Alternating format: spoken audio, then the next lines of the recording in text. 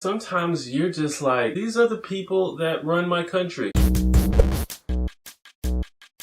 Hi, I'm T1J. Follow me on Twitter. So recently, Republican Congressman Steve King made the following comment on live TV. This whole white people business, though, does get a little tired, Charlie. I mean, I'd ask you to go back through history and figure out where are these contributions that have been made by these other categories of people that you're talking about? Where did any other subgroup of people contribute more to civilization? That guy gets to help write our laws. After this got out, he was immediately accused of being a white supremacist and a racist, which may or may not be true. Maybe he just phrased what he wanted to say not so eloquently. Whatever the case may be, his statement was just flat out wrong. So, Mr. Congressman, you were asking, where are all these contributions from non-white people? Well, I'll give you a couple examples. Now, I'm just sort of going to do like a lightning round version of this because so many books have been written about different cultures and their influence on Western civilization. It would be literally impossible for me to try to cover it all in a video, but these are two of the most significant examples in my opinion.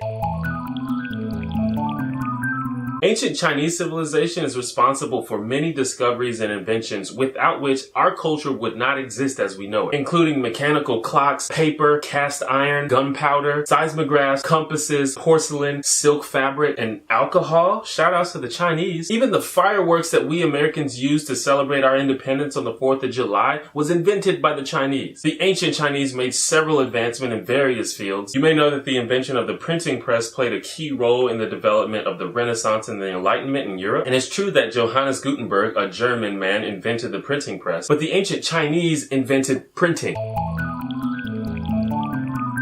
There was a period of time between the 8th and 13th centuries known as the Islamic Golden Age, during which there was an era of massive innovation across various fields in the Islamic world. Some of these were upgrades of Chinese and Greco-Roman ideas, but some of them were brand new inventions and discoveries. Muslims were instrumental in the advancement of mathematics. A Persian man named Muhammad al-Khwarizmi is known as one of the fathers of algebra. Muslims during this time were also early proponents of the scientific method, hundreds of years before the idea was adopted by the Europeans. Muslims proposed some of the first ideas about human evolution. A Muslim astronomer was the first to discover what we now know as the Andromeda Galaxy. The medieval Islamic world is also responsible for several things that we see and use on a daily basis, like coffee and guitars and other musical instruments. In my opinion, the advancements of the ancient Chinese and the medieval Islamic world are two good examples of non-Europeans having a major effect on modern civilization. But there are countless examples across many cultures. And like I said, there are tons of books and tons of information in general about all of this. One issue with the congressman's argument is that Europe gained much of its influence through war and imperialism. So under his logic, Europeans can take credit for the advancement of other cultures that were absorbed and dominated by Europeans. There have been many great advancements in science and technology from people who live in the United States or Europe, but their culture does not originate there. And if you want to go back to the beginning, the very concepts of medicine and mathematics and language and architecture can be traced back to prehistoric Middle Eastern and African culture. Much of what later societies contributed were just reintroductions of ideas that have existed for millennia. Now, I'm not stooping to Steve King's level. I'm not diminishing the accomplishments of the West. The West invented the internet, for Christ's sake, and for that I am eternally grateful. But at the same time, we can't talk about the legacy of Europeans without bringing up the massive torture and bloodshed that they caused to get where we are today. If Steve King wants to talk about how great white people have been to history, he's gonna have to tiptoe over the bodies of a lot of dead people. So I don't know if this guy's a racist, but I do know that he's a lawmaker. And it's very troubling that there's a guy in one of the most ethnically diverse places on earth with such an ignorantly Eurocentric view of history that has a say on what laws get passed. Yeah, that's a problem.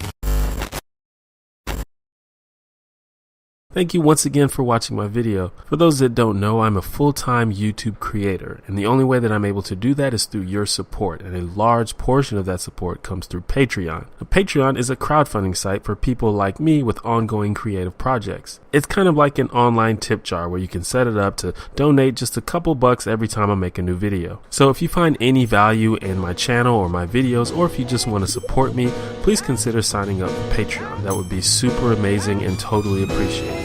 But even if you don't feel like it, or if you can't, that's fine too. I just thank you for watching.